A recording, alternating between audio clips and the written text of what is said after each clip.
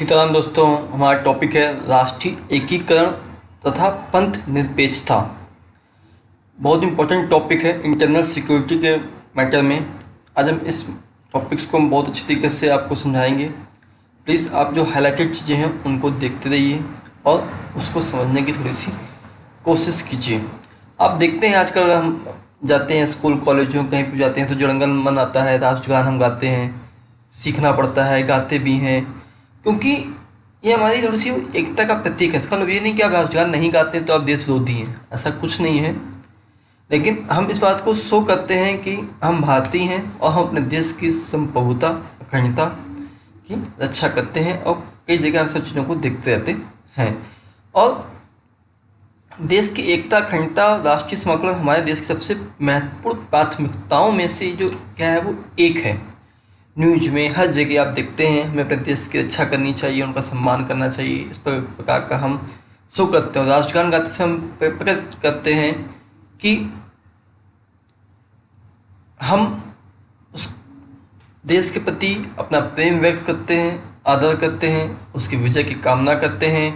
और हमारे राष्ट्रगान में सभी चीज़ों का नाम लिया गया। देश की विविधता में एकता को बहुत आदरपूर्वक स्वीकार किया गया है। नदियों, पर्वतों, क्षेत्रों का सभी का नाम लिया गया है। इसलिए आप थोड़ी देर के लिए खड़े होकर अपना राष्ट्रगान गा सकते हैं। चैप्टर में क्या क्या पढ़ने का हमारा उद्देश्य है? राष्ट्रीय समाकलन के महत्व को पढ़ेंगे, अर्थ को पढ़ेंगे, समीक्षाएं करेंगे। भारतीय संविधान में राष्ट्रीय समाकलन को बढ़ावा देने वाले प्रावधानों को पढ़ेंगे। हमारे देश में राष्ट्रीय समाकलन की चुनौतियों की पहचान करेंगे।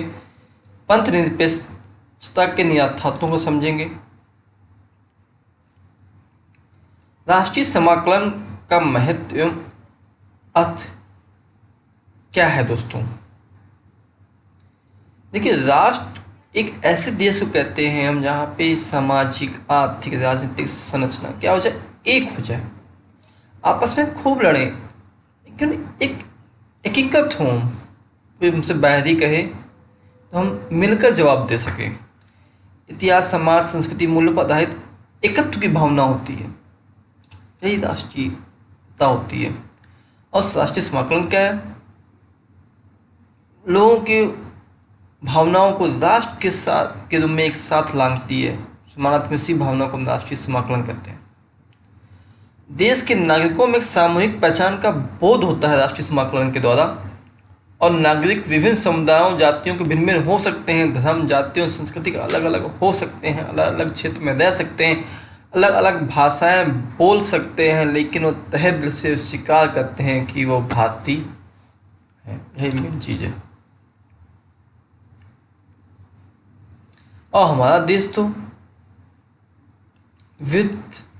महाविविधताओं वाला देश है। डोरोथी सिम्पसन ने क्या बहुत इंपॉर्टेंट बात कही, कहा कि राष्ट्रीय समाकलन को सुनिश्चित करने का अर्थ होता है कि ऐसी मानसिक दृष्टिकोण हम बनाएं जो प्रत्येक व्यक्ति को देश के प्रति निष्ठा के निष्ठाओं से देश के कल्याण के संकीर्ण सांप्रदायिक हितों से ऊपर रखने की प्रेरणा प्राप्त हो सके। ने बता दिया आपको, हमारा देश महाविविधताओं वाला देश नहीं है दोस्तों, महाविविधताओं वाला देश है। यहाँ विभिन्न प्रकार की प्रजातियाँ, समुदाय, जातियों के लोग रहते हैं, अलग अलग भाषाएं बोलते हैं, अलग अलग धर्मों में विश्वास करते हैं, अलग अलग आचरण करते हैं, जीवन शैली ही अलग अलग है। विविधताओं के बावजूद हम भारतीय हैं, वैसा हम अनुभव करते हैं।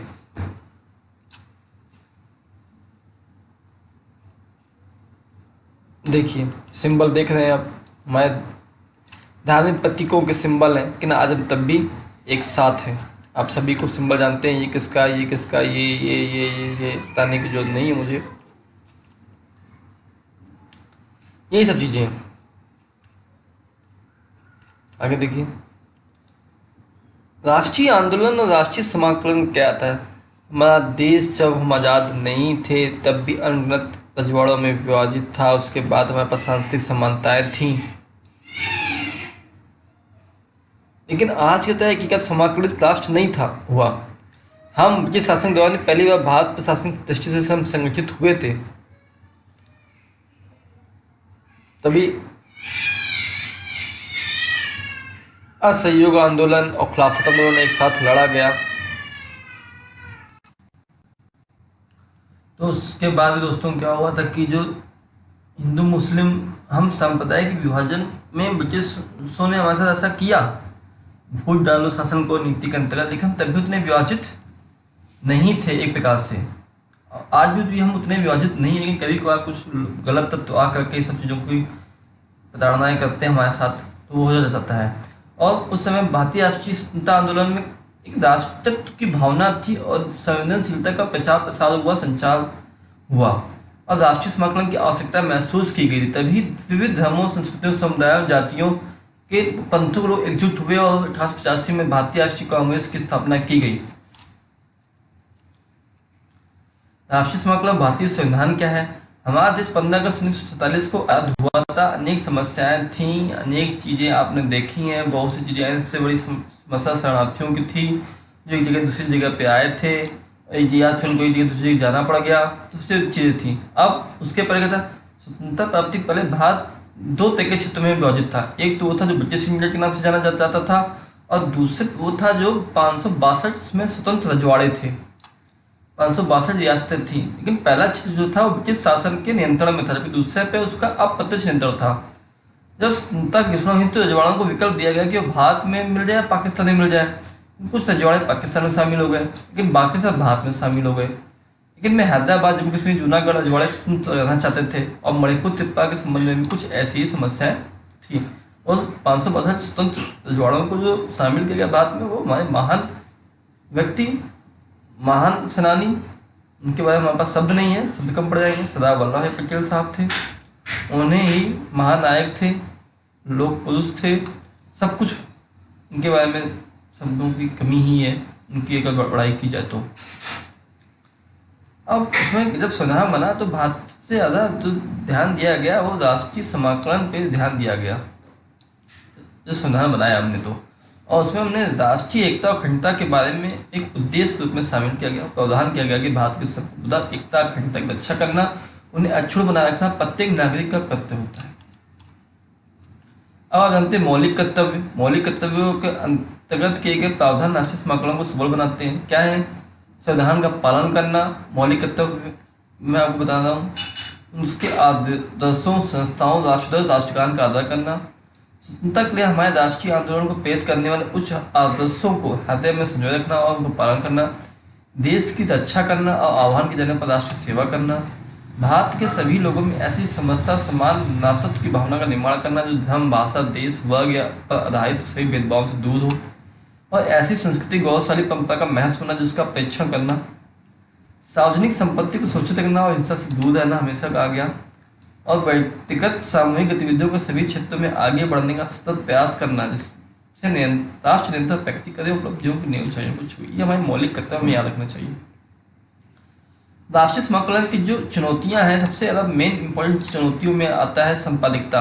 नहीं करनी चाहिए लोगों को, लेकिन लोग ऐसा करते हैं, करते आ रहे हैं। सब बहुत जटिल समस्या है ये हमारी। इसमें लोग क्या करते हैं, किसी भी धर्म जाति में जन्म ले लेते हैं और उसी के बारे में गुणगान करते हैं, सदिक करते हैं, और दूसरे धर्मों के विरुद्ध गलत भावनाएं पैदा करते हैं, घृणा करते हैं। और यही भावना धार्मिक कट्टरवाद और धर्मांतर को बढ़ावा देती है, जिससे हमारे देश की एकता, अखंडता को क्षति पहुँचती है, एकता पैदा होता है। प्लीज़ आप इन सब चीज़ों से दूर रहें, इन चीज़ों का कोई मतलब नहीं है। कुछ लोग अपने स्वार्थ सिद्ध करने के लिए सांप्रदायिकता का प्रयोग करते हैं। प्लीज़। क्षेत्रीयवाद, ये भी एक बहुत बड़ा मार्ग बाधक है। ये इसलिए मैं बाधक कह रहा हूँ कि कुछ लोग एक जगह को होते हैं, वो क्षेत्रीय तो बढ़ावा देने के लिए प्रोत्साहित करते हैं।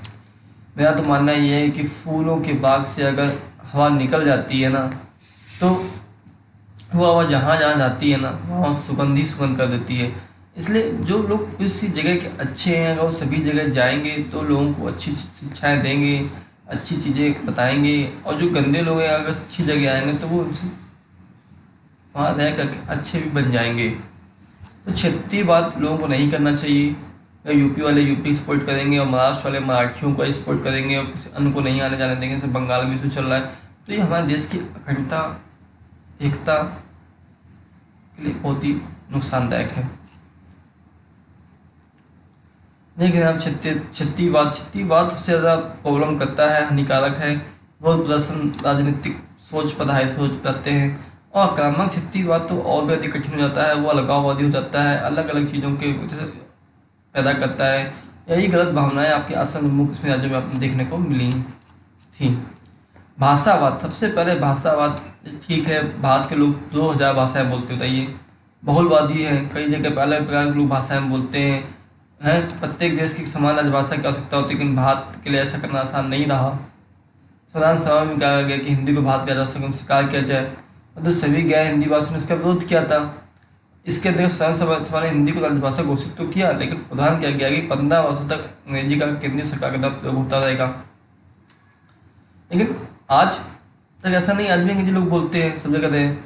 और 1995 में 55 में गठित राजभाषा को राजभाषा के रूप में अंग्रेजी के स्थान पर हिंदी के प्रयोग की सिफारिश की गई थी, लेकिन गैर हिंदी भाषियों ने उसका विरोध किया था। और 1963 में जब लोकसभा में राजभाषा विधेयक प्रस्तुत किया गया, तो 63 के अधिनियम से सरकारी कामकाज के अंग्रेजी प्रयोग जारी रखने की अनुमति दी गई। इसके लिए कोई समय सीमा निर्धारित नहीं की गई, आप हटा सकते हैं। तो मेरा मानना है कि ठीक है, ऐसा हो जाता है, लेकिन हिंदी से हिंदी बनती है। और राज्यों के पुनर्गठन में भी भाषाओं का आधार पर किया गया। पहला वही आंध्र प्रदेश था जो भाषा के आधार पर ही राज्य गठित हुआ। एक हमें दूसरी भाषाओं का सम्मान करना चाहिए, लेकिन किसी से हमें कोई प्रॉब्लम होने लगे तो हमें ऐसा कोई काम नहीं करना चाहिए। उग्रवाद, आपने नक्सलवादी माओवादियों के नाम सुना होगा, प्राय प्रयोग में आते रहते हैं। सरकारी कर्मचारियों सार्वजनिक जीवन में भय पैदा करते हैं, लोगों की जान ले लेते हैं, सार्वजनिक संपत्ति को बर्बाद करते हैं। वैसे युवा लोग को भड़काते हैं, उनको हथियार उठवाने के लिए सामाजिक आर्थिक कारण समझाने की कोशिश करते देख लीजिए। नक्सलवादी लोग और माओवादी लोग कानून व्यवस्था पे विश्वास नहीं करते हैं, वो कहते हैं जैसा हम चाहते हैं वैसा ही होगा, लेकिन ऐसा नहीं है। आजकल माहौल बदल गया है। कारक क्या है? सार्वजनिक प्रावधान। क्यों लोग ऐसा करते हैं? आपने देखा, संविधान समाजवाद, पंथ निरपेक्षता, लोकतंत्र, स्वतंत्रता, समानता, न्याय, बंधुत्व, भारतीय राजनीतिक पद्धति को उद्देश्यों को स्वीकार करता है। राष्ट्र नीति दे सकता तो न्याय संगत आर्थिक विकास करने, सामाजिक भेदभाव को उन्मूलन करने के लिए, अंतर्राष्ट्रीय सुरक्षा बढ़ावा देने के लिए राज्यों को निर्देश देते हैं। सब चीज़ें नहीं सिरे से हो पाती हैं। सरकारी पहल में कहीं ना कहीं कमी है, तभी लोग ऐसा कर रहे हैं। राष्ट्रीय त्यौहार प्रतीक को, हमें सभी के राष्ट्रीय त्योहारों प्रतीकों का सम्मान करना चाहिए और राष्ट्रीय एकता दिवस मनाना चाहिए। और हम लोग प्रत्येक वर्ष 19 नवंबर को राष्ट्रीय एकता दिवस मनाते हैं, और इस दिन कौमी एकता दिवस, इसे कौमी एकता दिवस भी कहा जाता है। और राष्ट्रीय एकता दिवस में हम क्या शपथ लेते हैं? मैं सत्यनिष्ठा से देश की स्वतंत्रता तथा अखंडता को सुरक्षित रखने तथा मजबूत बनाने के समर्पण के साथ काम करने की शपथ लेता हूँ। और मैं आगे प्रतिज्ञा करता हूँ कि मैं कभी भी हिंसा का सहारा नहीं लूंगा। धर्म, भाषा, क्षेत्र या अन्य राजनीतिक या आर्थिक शिकायतों से संबंधित सभी मतभेद और विवाद शांतिपूर्ण संवैधानिक साधनों द्वारा सुलझा लिए जाने चाहिए। बिल्कुल बात सही।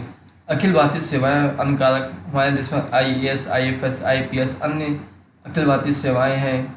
और न्यायिक व्यवस्थाएं, डाक तार, रेडियो, इंटरनेट, सभी संचालन भारत राष्ट्र की एकता अखंडता को बढ़ावा देते हैं। हम एक जगह दूसरी जगह भी जा सकते हैं, प्रयोग कर सकते हैं। पंथ निरपेक्षता क्या दोस्तों?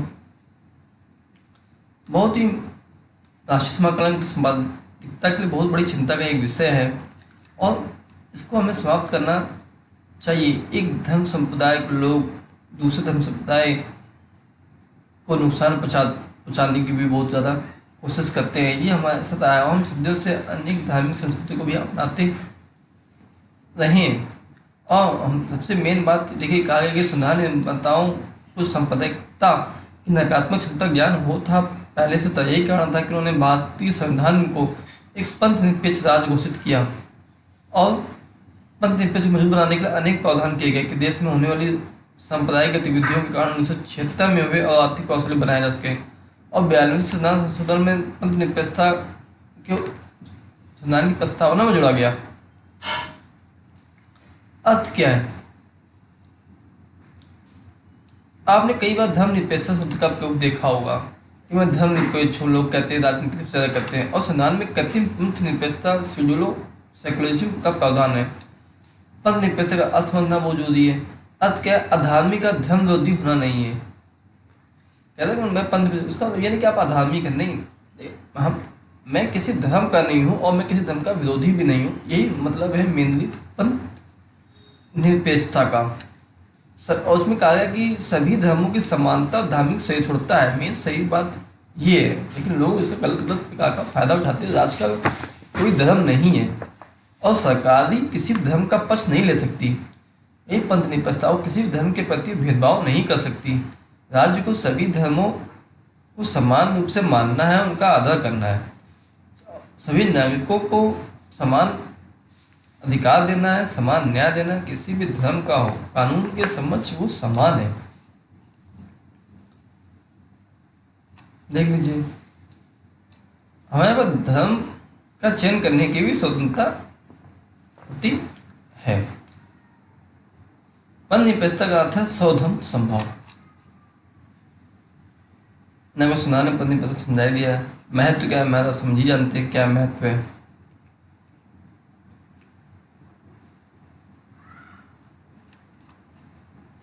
दोस्तों, आज का यही टॉपिक था जो आपने देखा। हमारे साथ बने रहे। बहुत बहुत धन्यवाद। जय हिंद, जय भारत।